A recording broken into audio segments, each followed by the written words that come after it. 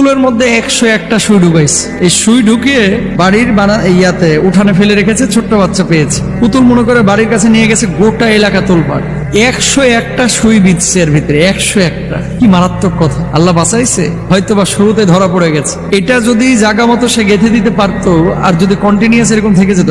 আল্লাহ রাসূল সাল্লাল্লাহু আলাইহি ওয়াসাল্লামকে অসুস্থ করে ফেলেছে। আপনি কি মনে করতেছেন 6টা মাস আল্লাহ রাসূল অসুস্থ ছিলেন? কোনো কিছু নবীজির ভালো লাগে না।